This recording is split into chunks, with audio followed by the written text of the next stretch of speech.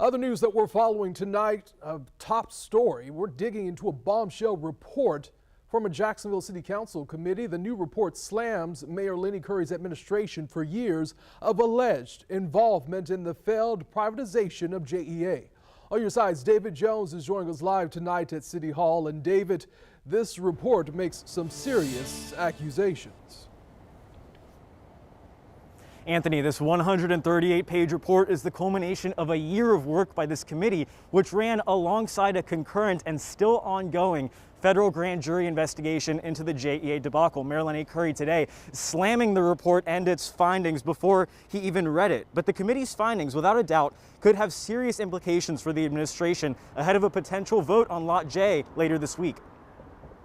I'm not going to react to that. The mayor slamming claims made in the City Council's special report on the scrapped JEA sale, saying they aren't based in fact. The 138-page report, though, laying out the timeline of the doomed bid to privatize the utility, accusing the mayor's office of working with JEA senior leadership since 2017 to orchestrate the sale, in a process the report says purposefully lacked transparency, going on to add that Curry appointed ousted CEO Aaron Zahn to oversee the privatization bid. Here's what Curry had to say in April 2018. There is no effort underway to sell the JEA by my administration, by me. The report notes the failed bid cost the city big, including $12 million in consultant fees alone. The process as a whole, the report notes, was pushed forward from the top, even as recently as December 2019, when investigators say Curry penned a letter to the JEA board, quote, reiterating the doom and gloom narrative, unquote, to push for a sale. The report coming at a pivotal time for a major potential development. Let's not make Lot J a JEA 2.0. Political heavyweight Audrey Moran of the citizen watchdog group RJAX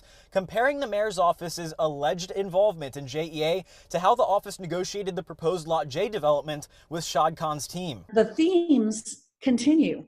The need to rush, the need for urgency. We've got to get this done. Again, that should be a red flag. The fact that there is a lack of transparency, a lack of due diligence, a lack of accountability, those are things that should be red flags too. Moran and RJAX are now calling on the public to lobby their council members to vote against the Lot J project. Now that this report has been released, it's putting additional pressure on council members who may still be on the fence when it comes to Lot J. The committee as a whole, so the council as a whole, could take a vote on Lot J as early as this Thursday. We're live at City Hall. David Jones, First Coast News, on your side.